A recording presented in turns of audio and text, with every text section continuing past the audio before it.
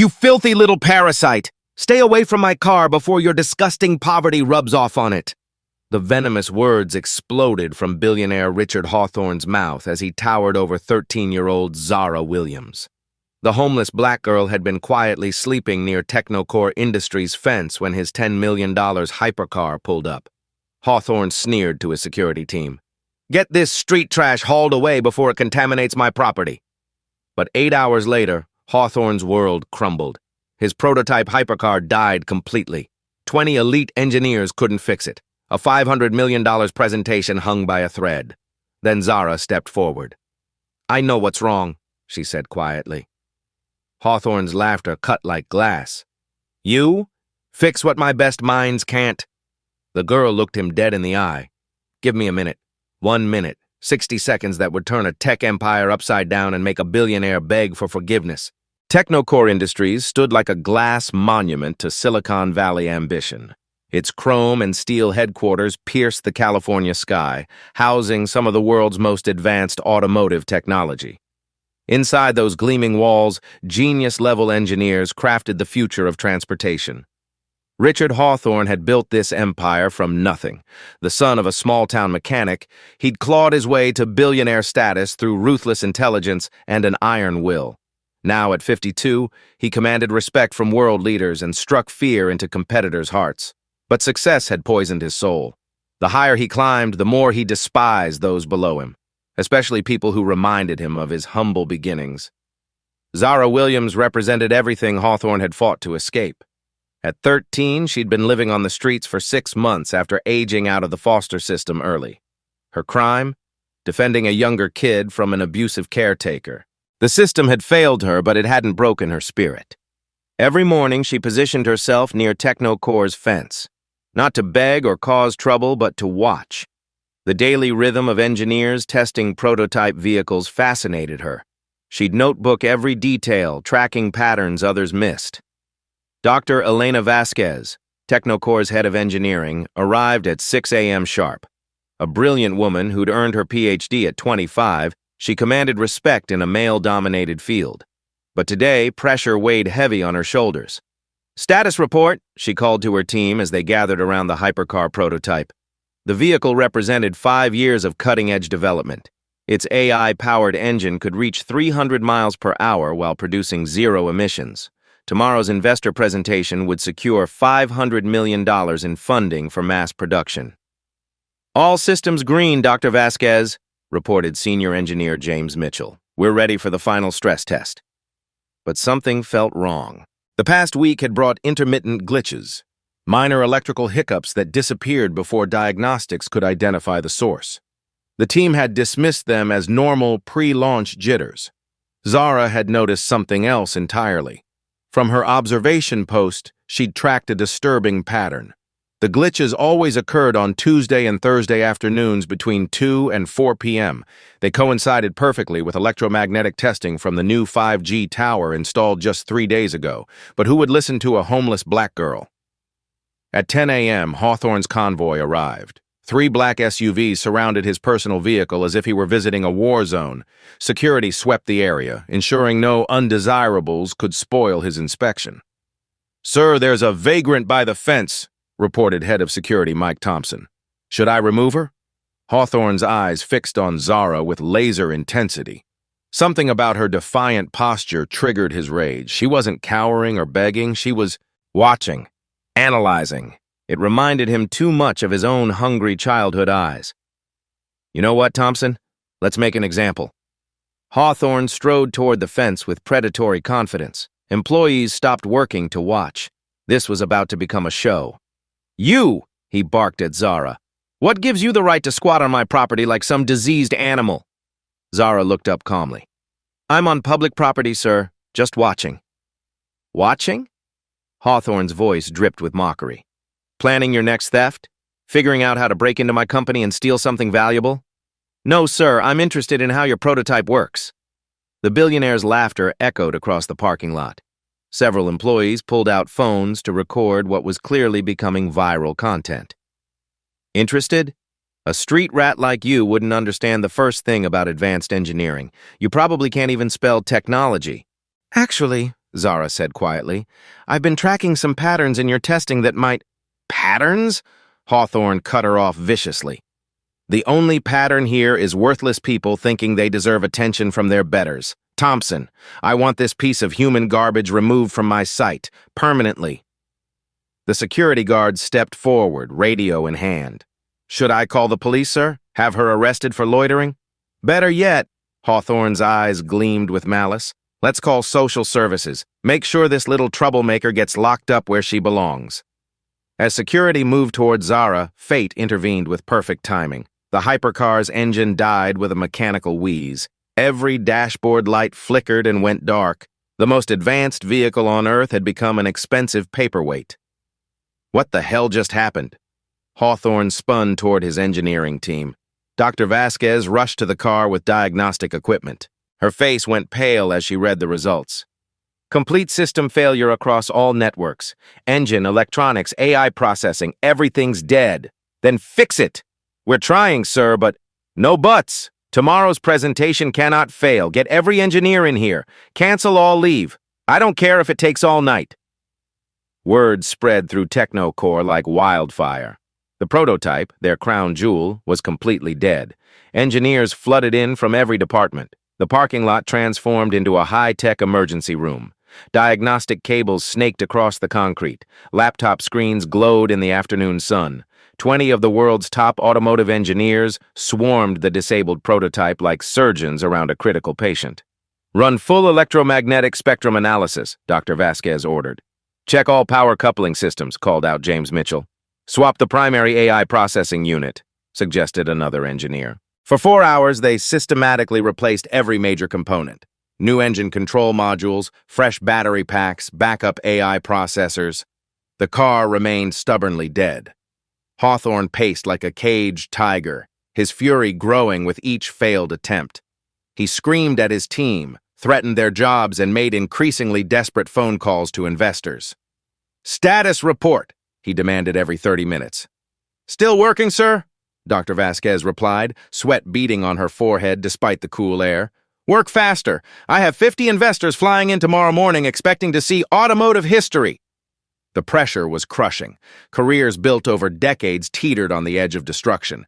These weren't just jobs. They were life's work. Families, mortgages, children's college funds. How can 20 genius-level engineers be stumped by a simple mechanical failure? Hawthorne raged during an emergency meeting. "Sir, this isn't mechanical," Dr. Vasquez explained patiently. "The diagnostic patterns suggest electromagnetic interference, but we can't isolate the source." "Then find it. I don't pay you millions to make excuses. We've scanned every frequency, checked all power sources within a mile radius. Whatever's causing this is invisible to our equipment. Invisible? Nothing's invisible to science." But something was invisible to them, something painfully obvious to fresh eyes watching from outside their bubble of expertise. Outside the glass walls, Zara continued her vigil. She'd watched this exact scenario unfold 3 times before on a smaller scale. Each time, the engineers had focused on internal systems while missing the obvious external factor: the new 5G tower. Its electromagnetic emissions were creating interference patterns that disrupted the car's sensitive AI processing unit. The timing correlation was perfect, but the Technocore team was too stressed and tunnel vision to see it. They were looking for complex problems requiring complex solutions. Sometimes the answer is embarrassingly simple. As evening approached, desperation reached a fever pitch. The parking lot looked like a battlefield. Discarded components littered the ground. Engineers slumped against walls, exhausted from 8 hours of futile effort. Hawthorne called another emergency meeting in the glass conference room. His face had aged a decade in a single day. "Options," he demanded. "Sir, we've exhausted every diagnostic protocol," admitted Dr. Vasquez. "Without identifying the interference source, we're essentially guessing." "Guessing? I didn't build a billion-dollar company on guessing." "Perhaps we should postpone the presentation." "Absolutely not. Postponement means canceled funding. Canceled funding means layoffs, massive layoffs, starting with anyone who can't fix this problem." The threat hung in the air like poison gas. 20 brilliant careers teetered on the edge of destruction because of one stubborn vehicle. Senior engineer Carl Rodriguez, a father of 3, spoke quietly. "Sir, Maybe we're missing something fundamental. Like what? I don't know. Fresh perspective, different approach.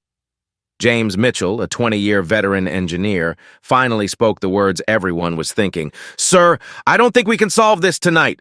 Hawthorne's face turned purple with rage. "Then you're all fired. Every last incompetent piece of—" "Excuse me?" The voice came from outside, small, clear, and impossibly calm. All heads turned toward the fence where Zara Williams stood in the gathering darkness. Security had given up chasing her away hours ago, too focused on the crisis to care about one homeless girl. "I think I know what's wrong," she said simply. The conference room fell silent. 20 engineers stared at a 13-year-old homeless girl through the glass wall. Hawthorne's laughter started as a chuckle and built to a roar. "Oh, this is perfect!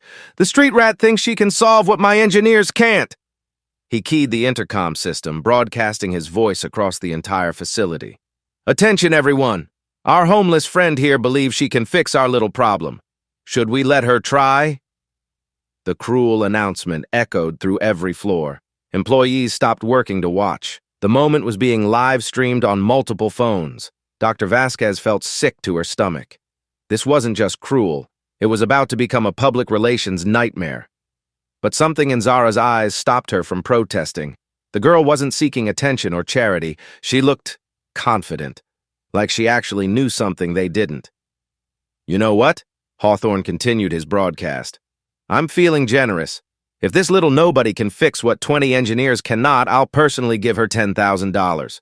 But when she fails, and she will fail spectacularly, she's banned from this property forever. The stakes couldn't be higher. Careers, funding, and now a child's dignity hung in the balance." Zara nodded calmly. "Fair enough." The security gate buzzed open. For the first time in 6 months, Zara Williams stepped onto Technocore property. 6 years earlier, 8-year-old Zara Williams crouched in the basement of Sunshine Group Home, surrounded by darkness and the hum of broken machinery. Above her, 12 other foster kids shivered in their beds as another San Francisco winter night turned brutal. The heating system had failed again. Mrs. Patterson, the overworked house manager, stood helplessly beside the ancient boiler. "I've called 3 repair companies. Nobody can come until Monday." That meant 3 days of freezing children. While the adults argued about emergency protocols and budget constraints, Zara slipped away unnoticed. She'd always been drawn to how things worked, or in this case, why they didn't work. The boiler looked intimidating with its maze of pipes and gauges. But Zara had learned something important from watching her foster siblings struggle with homework. Adults often made simple things complicated. She traced each pipe with her finger, following the flow of water like reading a story. Here, the hot water started its journey. There, it should return after warming the radiators, but something was wrong with the plot. A valve near the return line was only half open, probably stuck from years of mineral buildup. Zara found a wrench in the maintenance closet and carefully turned it until water flowed freely. The boiler rumbled to life within minutes. "How did you—" Mrs. Patterson stared in amazement as heat began flowing through the building. "I just followed where the water was supposed to go," Zara explained. "It was stuck, so I unstuck it." That night changed everything for Zara. She'd discovered her superpower, seeing patterns that others missed because they were too busy looking for complicated answers. Over the next 5 years, Zara bounced between 7 different foster homes. Each placement taught her new survival skills, but also deepened her understanding of how systems, both mechanical and human, really worked. At the Morrison house, she fixed their ancient washing machine by realizing the broken motor was just overwhelmed by unbalanced loads. At the Carter family's apartment, she solved their mysterious electrical problems by noticing how the lights dimmed whenever the refrigerator cycled on. But Zara's gift extended beyond machines. She could read people with the same clarity. She knew Mr. Rodriguez drank heavily not because he was mean, but because his back injury made sleeping impossible. She understood that Mrs. Williams, no relation, yelled at the children because her own childhood had been filled with screaming. Adults make things complicated, became Zara's guiding philosophy. Kids see what's really there. Her last foster placement ended 6 months ago when she couldn't ignore what she saw anymore. Tommy Carter, a shy 7-year-old with bruises that appeared every Monday, had been placed with the seemingly perfect Davidson family. They lived in a beautiful house, attended church regularly, and spoke about their calling to help troubled children. But Zara noticed patterns the social workers missed. Tommy's bruises always appeared in places easily hidden by clothing. His behavior shifted dramatically after private discipline sessions with Mr. Davidson. Most telling, Tommy would flinch whenever any adult raised their voice, even playfully. When Zara reported her observations, she was told to mind her own business and stop causing trouble with wild accusations. The breaking point came on a rainy Tuesday evening. Zara heard Tommy sobbing behind the locked door of Davidson's study. The man's voice carried through the walls. "You're worthless. Nobody will ever love a defective kid like you." Something inside Zara snapped. She burst into the room just as Davidson raised his hand to strike the trembling boy. Without thinking, she grabbed a heavy glass paperweight from the desk. "Touch him again, and I'll crack your skull open," she said with deadly calm. Davidson's face went white. This 13-year-old girl looked capable of following through on her threat. "Tommy, get your stuff. We're leaving." "You can't," Davidson started. "Watch me." They walked out that night and never looked back. Tommy found safety with relatives in Oregon. Zara chose the streets over returning to a system that protected predators and punished truth-tellers. For 6 months, she'd survived on intelligence and observation skills. She learned which restaurants threw away perfectly good food at closing time. She discovered which library branches stayed warm longest and asked the fewest questions. And she found Technocore. The gleaming technology campus fascinated her like nothing ever had. Every morning, she positioned herself at the fence to watch the daily rhythm of innovation. The engineers reminded her of foster parents, brilliant in their specific areas but often blind to obvious patterns. They focused so intensely on complex problems that simple solutions became invisible. She watched them test the hypercar prototype dozens of times over 6 months. Each trial revealed new patterns, timing correlations, environmental factors that the engineers dismissed as irrelevant. But Zara had learned something the adults hadn't. Sometimes the most important details are the ones everyone agrees to ignore. 3 days ago, the new 5G tower began operations. Zara immediately noticed how its testing schedule aligned perfectly with the car's mysterious glitches. Tuesday and Thursday afternoons, 2 to 4 p.m. every time. The pattern was screaming at anyone willing to listen, but pattern recognition required something the stressed engineers had lost, the ability to see with fresh eyes. Standing at the fence tonight, watching 20 brilliant minds struggle with what seemed obvious to her, Zara felt a familiar sensation. The same clarity she'd experienced in that basement 6 years ago. The same confidence that came from following simple logic to its inevitable conclusion. Adults make things complicated. Kids see what's really there. And what Zara saw was about to change everything. The glass doors of Technocore Industries slid open with a whisper, revealing a scene of barely contained chaos. 20 of the world's most brilliant engineers surrounded the dead hypercar like mourners at a funeral. Diagnostic cables snaked across the polished concrete. Laptop screens cast ghostly glows in the gathering darkness. 8 hours of failure had taken its toll. Dr. Elena Vasquez rubbed her temples as another diagnostic scan returned the same maddening result. Complete system failure with no identifiable cause. Her 20-year career had never faced anything like this. "Try bypassing the tertiary power coupling," she instructed James Mitchell, though they both knew it was another shot in the dark. "Already tried that 3 times, he replied wearily. "Same result." Hawthorne prowled the perimeter like a predator, his perfectly pressed suit now wrinkled from stress. Every few minutes he'd explode at his team with fresh threats and accusations. "How can 20 PhD-level engineers be stumped by a simple car problem?" He raged into his phone during yet another desperate call to investors. "No, I don't need more time. I need competence." The pressure was suffocating. Careers built over decades teetered on the edge of destruction. These weren't just jobs, they were life's work. Research dreams, families' futures. Senior engineer Carl Rodriguez pulled Dr. Vasquez aside.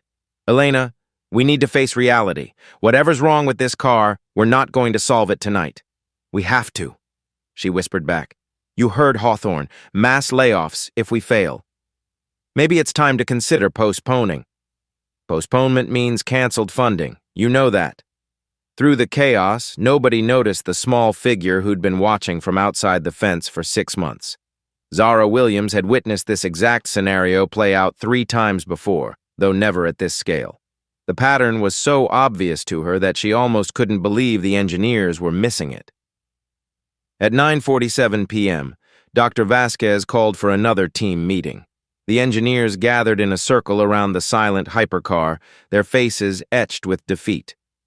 "Status report," she said, though everyone already knew the answer.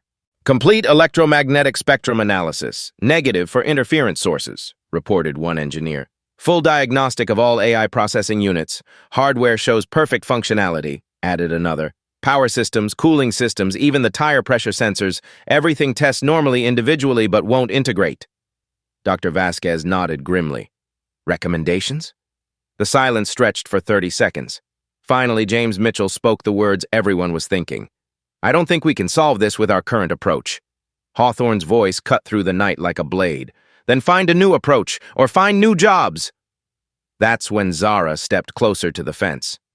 "Excuse me," she called out clearly. Every head turned toward the chain-link barrier. 20 exhausted engineers stared at the 13-year-old homeless girl they'd watched security chase away dozens of times. "I think I know what's wrong," Zara said simply. For a moment, nobody moved. Then Hawthorne's laughter erupted like machine gun fire. "Oh, this is absolutely perfect." He strode toward the fence with theatrical swagger. "The street rat thinks she can solve what my engineers can't." He keyed his radio, broadcasting across the entire facility. "Attention all Technocore employees. Our resident vagrant believes she has insights into our technical difficulties. Should we invite her professional opinion?" The cruel announcement echoed through every floor. Windows lit up as employees stopped their work to witness whatever spectacle was unfolding in the parking lot. Dr. Vasquez felt sick. This was about to become a viral disaster. "Sir," she started, but Hawthorne waved her silent. "No, Elena, let's see what kind of genius wisdom our little friend has to offer." He turned back to Zara with mock formality. "Please, enlighten us with your vast engineering expertise." Zara remained perfectly calm. "I've been watching your tests for 6 months. This car has glitched 3 times before, always on Tuesday and Thursday afternoons between 2 and 4 p.m. Dr. Vasquez's eyebrows rose. That was actually accurate. "Your point?" Hawthorne sneered. 3 days ago, you installed a new 5G tower." Zara pointed toward the cellular equipment barely visible beyond the parking structure. "Its testing schedule runs Tuesday and Thursday afternoons, 2 to 4 p.m. The parking lot fell silent except for the hum of diagnostic equipment. James Mitchell pulled up testing logs on his tablet. His face went pale. "She's right about the timing correlation." "Correlation isn't causation," Hawthorne snapped. "Any first-year statistics student knows that." "But electromagnetic interference from 5G towers affecting sensitive electronics is a documented phenomenon," Dr. Vasquez said quietly. "We should have checked. Should have, could have, would have." Hawthorne's voice rose to a roar. "I don't want excuses. I want results." He turned back to Zara with vicious intensity. "You know what? I'm feeling generous tonight. If this little nobody can fix what 20 engineers cannot, I'll personally give her $10,000. The crowd of employees pressed closer to windows and doorways. Phones appeared, recording what was clearly about to become internet legend. "But when she fails, and she will fail spectacularly, she's permanently banned from this property. Security will arrest her for trespassing if she's ever seen here again." The stakes couldn't be higher. 20 careers, $500 million in funding, and now a child's dignity hangs in the balance. Dr. Vasquez stepped forward. "Sir, maybe we shouldn't..." "Shouldn't what? Give some street trash the chance to embarrass herself?" Hawthorne's eyes gleamed with malice. "This will be educational for everyone." He gestured dramatically toward the hypercar. "Well, we're waiting for your miracle." Zara looked at the crowd gathering behind the glass walls. Dozens of employees watched from windows. Multiple phones streamed the confrontation live to social media. She took a deep breath and stepped closer to the fence. "You really want me to try?" she asked. Oh, absolutely.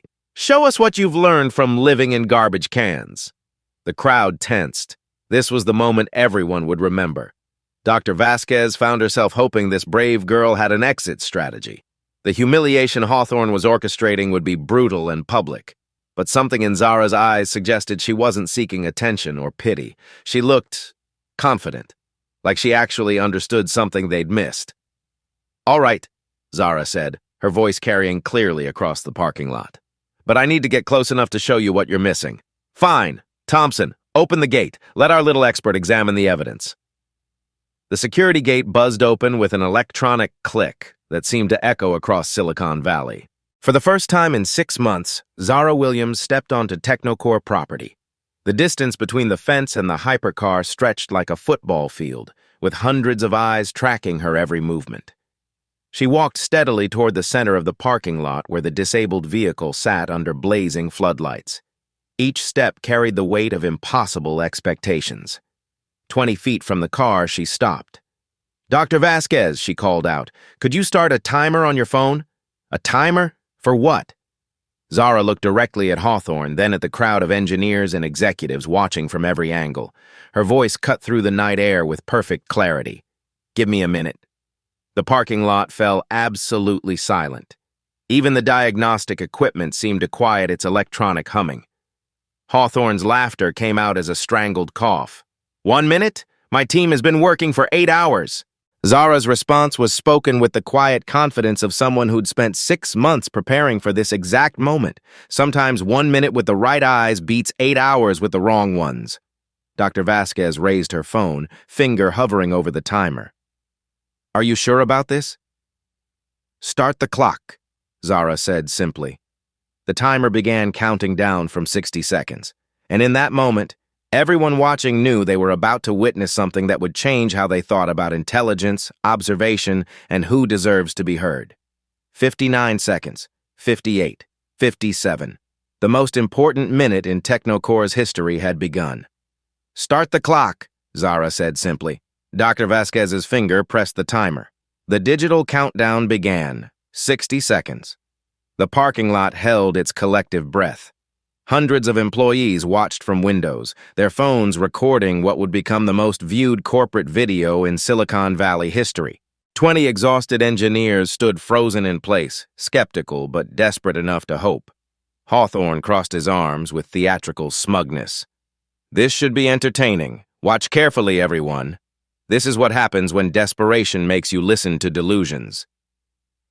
Security guards positioned themselves strategically, ready to escort Zara away the moment she inevitably failed. The live streams on multiple phones had thousands of viewers tuning in as word spread across social media. Zara ignored the circus completely. Her focus narrowed to the disabled hypercar like a laser beam. She began walking slowly around the vehicle, her worn sneakers silent on the concrete. Every step was deliberate, calculated. Timer, 55 seconds. First question, she called out loud enough for everyone to hear. Dr. Vasquez, when did this car fail before? The exact dates and times. Dr. Vasquez pulled up testing logs on her tablet, surprised by the specificity of the request. Let me see. October 15th at 2:47 p.m. October 17th at 3:12 p.m. October 22nd at 2:33 p.m. All Tuesday or Thursday afternoons between 2 and 4 p.m., Zara confirmed without looking at the data. Exactly what I told you from watching outside that fence. Murmurs rippled through the crowd. How could a homeless girl have better records than their diagnostic computers? James Mitchell checked his own logs frantically, his fingers shaking as he scrolled through months of data. She's completely accurate, down to the minute. Lucky guess, Hawthorne muttered, but his voice lacked conviction. Dr. Vasquez frowned at her tablet. How did you remember those exact times? I wrote them down, Zara replied matter-of-factly. Every glitch, every recovery, every pattern.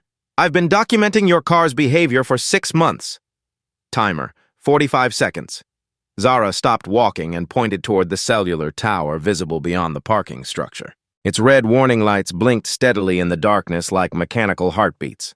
Second question, when did that 5G tower begin full operational testing? Dr. Vasquez looked confused. I don't know. That's telecom infrastructure, not our department. 3 days ago, Zara said calmly. October 23rd. I watched them activate it Tuesday morning at 8:47 a.m. The testing schedule runs Tuesday and Thursday afternoons from 2 to 4 p.m., exactly when your car fails. Senior engineer Carl Rodriguez pulled out his phone, frantically searching municipal records. His face went pale as he found the installation permits. She's right. Installation permit was filed for October 23rd. How did she? I pay attention, Zara interrupted. When you live outside, you notice everything that changes in your environment. The crowd's murmur grew louder. This wasn't a lucky guess. This was a systematic observation spanning months of data collection. James Mitchell stared at Zara with growing amazement. But you couldn't have known the testing schedule. That's proprietary telecom information. I didn't need to know it officially. I watched the pattern. Zara pulled out her notebook and flipped to a page covered with timestamps and small sketches. Every Tuesday and Thursday at 2 p.m., the tower's transmission intensity increases. You can see it in how birds change their flight patterns around the antenna. Electronics in nearby buildings start glitching. The pattern is obvious if you're looking. Dr. Vasquez examined the notebook's crude but detailed observations.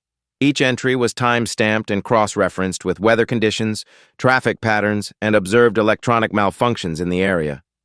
This is surprisingly thorough, she admitted. Timer, 30 seconds. Zara walked directly to the hypercar's front end, crouching beside the hood with practiced precision. She pulled a measuring tape from her backpack, a tool that seemed impossibly professional for a homeless girl to own. Third question.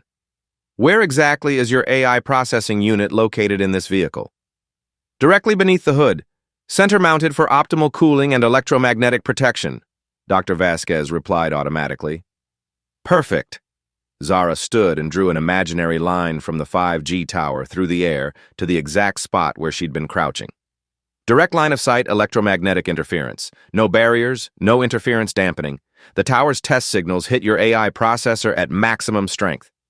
She opened her notebook and held up a detailed diagram that made several engineers gasp. It showed the tower's position, elevation angles, the parking space coordinates, and the car's internal layout with mathematical precision. I've been calculating the interference vector for 3 days. Every time that tower transmits high-power test signals, your car's AI gets overwhelmed by electromagnetic interference and triggers its safety shutdown protocol. Dr. Vasquez stared at the diagram with growing amazement. The drawing was crude but technically sophisticated, showing understanding of concepts most high school students never encountered.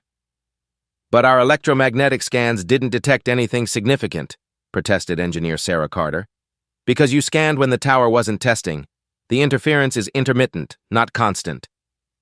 Zara flipped through her notebook pages, revealing charts that tracked scanning times versus interference windows. Check your scan logs. I bet they were all done outside the 4 p.m. testing periods. James Mitchell's face went white as he scrolled through diagnostic records on his tablet. Every scan, morning sessions at 9 a.m., evening verification at 6 p.m., never during afternoon testing periods. Exactly, Zara confirmed. You missed the problem because you weren't looking when the problem was happening. Timer, 15 seconds. The parking lot buzzed with urgent whispers as engineers realized the implications. Their diagnostic approach had been fundamentally flawed, not because of incompetence, but because of timing assumptions. The solution is simple, Zara announced to the stunned crowd. Move the car 50 feet in any direction to break the direct line of sight or install electromagnetic shielding around the AI processing unit. She pointed to 3 different parking spaces within the complex. Any of those locations would work, or you could add a Faraday cage around the AI housing. That's a mesh barrier that blocks electromagnetic signals while allowing normal operation. Carl Rodriguez exchanged shocked glances with his colleagues. She's describing industrial-grade electromagnetic interference mitigation. How do you know about Faraday cages? Dr. Vasquez asked. Public library, Zara replied simply. Physics textbooks in the reference section. I've been reading them for 3 years. Timer, 5 seconds. Test my theory, Zara challenged the assembled engineers. Move the car and watch what happens. If I'm wrong, you've lost nothing. If I'm right, you've saved your presentation and everyone's jobs. The crowd leaned forward in collective anticipation. Phones zoomed in on Zara's confident face. The live stream viewer count had exploded to over 10,000 people watching the showdown. Timer, 0 seconds. Dr. Vasquez's phone beeped. Time! Absolute silence blanketed the parking lot. 20 world-class engineers stared at a 13-year-old homeless girl who just delivered a comprehensive diagnostic analysis, identified the root cause with mathematical precision, and provided multiple testable solutions, all in exactly 60 seconds. Hawthorne's face had gone from smug confidence to shocked disbelief to something approaching panic. The video of his humiliation was already spreading across social media platforms at viral speed. That's just theoretical speculation, he stammered. Unproven assumptions. Then test it, Zara said simply. Science is about testing hypotheses, right? Dr. Vasquez looked at her team. 8 hours of failure had taught them painful humility. Everyone, help push the vehicle 50 feet toward the east wall. Let's see if she's right. Elena, you can't be serious, Hawthorne protested weakly. Taking diagnostic advice from a street vagrant? Sir, with respect, our current approach has produced 0 results. Maybe it's time to try something different. 20 engineers surrounded the hypercar with newfound energy. Despite weighing nearly 4,000 pounds, the vehicle rolled smoothly on its advanced magnetic levitation tires. They positioned it exactly 50 feet from its original location, breaking the direct line of sight to the 5G tower. Dr. Vasquez approached the driver's door with her diagnostic tablet, her hands trembling slightly from exhaustion and anticipation. The parking lot fell silent again as hundreds of people held their breath. She pressed the startup sequence. Nothing happened. For 3 agonizing seconds, the hypercar remained completely dead. Hawthorne's relieved laughter began building in his throat. Then the engine hummed to life with its characteristic whisper-quiet purr. Every dashboard light cascaded from red to amber to green in perfect sequence. The AI systems initialized with their characteristic musical chime. Diagnostic readings showed 100% functionality across all networks. The most advanced vehicle on Earth was running flawlessly. Dr. Vasquez stared at her readings in stunned silence. All systems are nominal. Perfect functionality across all networks. Engine optimization at maximum efficiency. The crowd erupted in spontaneous applause and cheers that echoed off the glass building facades. Engineers who'd been facing termination minutes earlier were jumping, hugging each other, and shouting with joy. But the celebration died as quickly as it started when everyone remembered what had just happened. A 13-year-old homeless girl had solved in 60 seconds what 20 PhD-level engineers couldn't figure out in 8 hours. The silence that followed was more powerful than any applause. The hypercar's engine purred like a satisfied predator in the sudden silence. Dashboard lights painted the concrete in emerald green, the color of complete success. Every diagnostic system showed perfect functionality. But the real moment of truth wasn't the car starting. It was the look on Richard Hawthorne's face. For 30 seconds, he stood frozen in the center of the parking lot, his mouth opening and closing like a fish drowning in air. The billionaire who'd built an empire on crushing others had just been intellectually demolished by a 13-year-old homeless girl, in front of hundreds of witnesses, with thousands more watching on live stream. Dr. Vasquez approached Zara with her diagnostic tablet, the screen glowing with perfect readings. Miss Williams, in 20 years of engineering, I have never witnessed anything like what you just accomplished. Her voice carried across the silent parking lot with crystal clarity. You identified a complex electromagnetic interference pattern, calculated line-of-sight vectors, and provided a solution that our entire team missed, in 60 seconds. The weight of those words settled over the crowd like a blanket of shocked recognition. James Mitchell walked slowly towards Zara, his 20-year veteran confidence completely shattered. How did you? The analysis alone should have taken our team days to complete. I wasn't doing formal analysis, Zara replied gently. I was just watching patterns. When you live outside, you notice how everything connects. Birds avoiding certain areas, electronics glitching at specific times, weather affecting signal strength. She gestured toward her notebook, still open to the detailed diagrams. Adults overcomplicate things because they're taught to look for complex solutions. Sometimes the answer is simple. You just have to see it. Carl Rodriguez examined the notebook more closely, his engineering mind struggling to process what he was seeing. These calculations, the geometric projections. Where did you learn this? Public library, physics textbooks, YouTube videos about electromagnetic theory. Zara's voice held no pride, just matter-of-fact honesty. When you have nowhere to go during the day, you find places to learn. Dr. Vasquez shook her head in amazement. But understanding theory is different from practical application. You identified variables we missed completely. Because you were looking inside the car for problems, I was watching everything around the car. Zara pointed to the 5G tower, its red lights still blinking steadily. You can't solve electromagnetic interference by staring at the thing being interfered with. You have to find the source. The crowd pressed closer to the windows, phones recording every word. The live stream chat exploded with comments as viewers realized they were witnessing something historic.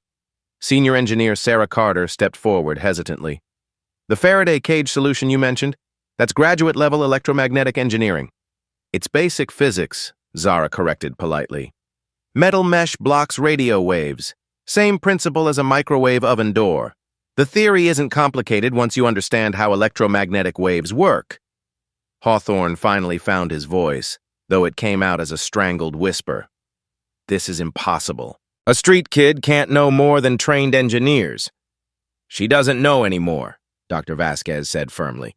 She saw what we missed because she wasn't trapped by our assumptions. Fresh perspective beats experience tonight. The hypercar's soft humming filled the silence as everyone processed the implications. Tomorrow's presentation was saved. Hundreds of jobs were secure. A $500 million funding round would proceed as planned, all because a homeless girl had been paying attention when no one else was. The electromagnetic shielding installation will take about 2 hours, Dr. Vasquez announced to her team. We can have it completed tonight and run full diagnostics at dawn. No need, Zara said quietly. Just park 50 feet from any direct line of sight to transmission towers. Problem solved permanently. James Mitchell laughed, a sound mixing amazement with professional humiliation. 50 feet. The most expensive engineering problem in company history, solved by moving a car 50 feet. The irony wasn't lost on anyone. Hundreds of thousands of dollars in diagnostic equipment. 47 combined years of advanced engineering education among the team. 8 hours of desperate troubleshooting, defeated by a homeless girl with a notebook and common sense. Hawthorne stood in the center of it all, watching his world crumble in real time. The video of his verbal assault on Zara, followed by her spectacular vindication, was already trending across social media platforms. #Street Genius was climbing the charts. #Justice for Zara was spreading globally. His corporate reputation, built on intimidation and superiority, was being destroyed by a 13-year-old who'd solved his problem with kindness and intelligence. Dr. Vasquez extended her hand to Zara with formal respect. Miss Williams, on behalf of Technocore Industries, thank you for saving our presentation and our careers. As they shook hands, spontaneous applause erupted from every window of the building. Hundreds of employees cheered for the girl who'd rescued their company from disaster. But the real applause came from thousands of live stream viewers whose comments flooded social media. This girl is incredible. Billionaire humiliated by homeless genius. She deserves everything good in life. The moment stretched with perfect cinematographic tension. Zara standing beside the purring hypercar surrounded by humbled engineers. Hawthorne isolated in his shame. The crowd celebrated through glass walls. It was the moment when power, intelligence, and justice aligned perfectly, and everyone present knew they'd witnessed something that would change how they thought about genius, observation, and who deserves to be heard. The applause died slowly as reality set in. Zara Williams, the street rat who'd been publicly humiliated 8 hours earlier, had just saved Technocore Industries from complete disaster. Hawthorne stood frozen, his face cycling through emotions too complex to name. The $10,000 promise he'd made mockingly now loomed like a debt to his soul. Dr. Vasquez broke the silence. Sir, about the compensation you offered, she earned it, Hawthorne whispered. his voice barely audible. Every penny. But money was the smallest part of what was about to change. Dr. Vasquez turned to Zara with genuine respect.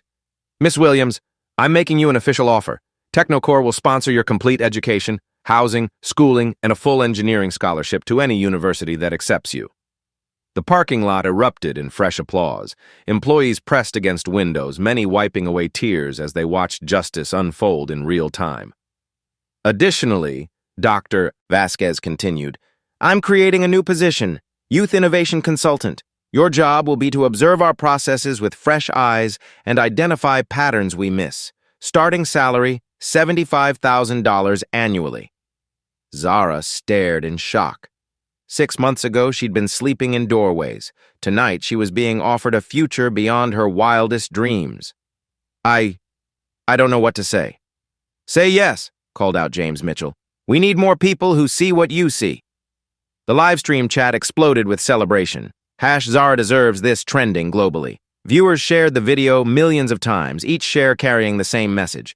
Talent has no address, no uniform, no prerequisites, except the willingness to pay attention. Local news vans arrived within minutes, alerted by the viral social media explosion. Reporters scrambled to capture the story of the homeless girl who'd outsmarted Silicon Valley's elite. But the most powerful moment came when Dr. Vasquez handed Zara an official Technocore employee badge. Welcome to the team, she said simply. Zara held the plastic card like it was made of gold. Her name is printed in official letters. Zara Williams, Youth Innovation Consultant. For the first time in 6 months, she had somewhere she belonged. The hypercar continued purring softly in the background, proof that sometimes the most important voices come from the most unexpected places. And sometimes, when powerful people fail, a 13-year-old girl steps forward and changes everything with 4 simple words: give me a minute. By midnight, the video had exploded across every social media platform on Earth. Billionaire CEO humiliated by homeless girl's genius, top trending lists in 17 countries. The footage of Hawthorne's vicious verbal assault followed by Zara's spectacular vindication had been viewed 12 million times and climbing. The comments were brutal and swift. This man is a monster for talking to a child like that. How can someone be so cruel to a homeless kid? That girl has more class than this billionaire will ever have. #Justice for Zara, #Karma is real. Inside Technocore's executive conference room, Hawthorne faced a nightmare scenario. His phone buzzed constantly with calls from investors, board members, and journalists. Each conversation was worse than the last. Richard, what were you thinking? Board Chairman Margaret Stevens's voice cut through the speakerphone like ice. The optics are catastrophic. A billionaire attacking a homeless child. It wasn't an attack, it was, we have the video, Richard. 12 million people have the video. You called a 13-year-old girl human garbage and diseased animal. What possible justification? She was trespassing, causing problems. She was sitting quietly on public property, then solved a problem that saved our company $500 million. Stevens's voice rose. Do you understand what you've done to our reputation? The board meeting that followed was swift and merciless. Technocore's stock had dropped 18% in after-hours trading. Major investors were threatening to pull funding. The carefully cultivated corporate image lay in ruins. Effective immediately, Stevens announced, you will issue a public apology to Miss Williams. You will establish a $10 million Youth Innovation Fund in her honor, and you will complete 200 hours of community service with homeless youth organizations. Hawthorne's face went white. Margaret, you can't. We can and we will. The alternative is your immediate termination and public disgrace. Choose. Meanwhile, the consequences rippled through every level of the company. Security guard Mike Thompson, whose harassment of Zara had been captured on multiple phones, found a termination notice on his desk by 1 a.m. Effective immediately for conduct unbecoming and creating liability exposure, read the HR document. The security footage of Thompson roughly shaking awake a sleeping 13-year-old had become its own viral moment. #security guard fired was trending alongside #justice for Zara. But the most devastating blow to Hawthorne's empire came from an unexpected source, his own employees. An internal company survey conducted anonymously revealed shocking statistics. 73% of Technocore workers reported witnessing Hawthorne's abusive behavior towards service staff, contractors, and visitors. 64% said they were actively seeking new employment due to the toxic work environment. "The man who built this company has become its greatest liability," wrote one engineer in the survey comments. Watching him attack that brave girl was the final straw. By dawn, 3 major news networks had picked up the story. Tech Billionaire's downfall goes viral dominated morning broadcasts. Employment lawyers were fielding calls from Technocore workers documenting years of abusive behavior.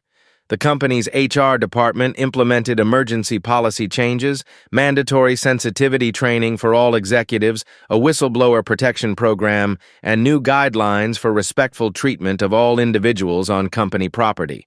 "We're not just changing policies," announced new HR Director Patricia Yang. "We're changing our culture. What happened to Miss Williams can never happen again." The morning brought Hawthorne's forced public apology, delivered from the same parking lot where he'd humiliated Zara. His words were hollow, his demeanor broken. The powerful man who'd crushed others with impunity now stood defeated by his own cruelty. "I was wrong," he said to cameras broadcasting live. "Miss Williams deserved respect, not ridicule. Her intelligence and character showed me how far I'd fallen from the values that should guide us all." The internet was unforgiving. The apology video received 5 million dislikes within hours. Justice, it seemed, had perfect timing and an excellent memory. Sometimes karma doesn't just knock. It live streams the entire reckoning for the world to witness. 6 months later, Zara Williams walked through Technocore's glass doors wearing her official employee badge and a smile that could power the building. The youth innovation program she'd inspired had identified 12 more overlooked talents from unexpected backgrounds. Her desk sat beside Dr. Vasquez's office, covered with engineering textbooks and notebooks filled with observations about everything from office workflow to prototype designs. The hypercar, now properly shielded and fully operational, had secured the largest funding round in company history. But the real transformation was deeper. Technocore's culture had shifted from fear-based hierarchy to collaborative innovation. Employees felt valued. Ideas flowed freely. The stock price had recovered and soared to record highs. As for Hawthorne, he'd completed his community service and discovered something unexpected. Helping homeless youth taught him more about leadership than 30 years of corporate dominance ever had. The next time you see someone society overlooks, remember Zara's story. That person might be holding the solution you've been searching for. Share this story if you believe talent has no uniform, no address, and no age limit. And tell us, if it were you watching that scene unfold, would you have had the courage to speak up? There's a detail only sharp-eyed viewers will notice at the 4:23 mark. Rewatch and see if you can spot what even the engineers missed. Subscribe to Blacktail's Stories if stories of underdogs changing the world inspire you to see potential where others see problems.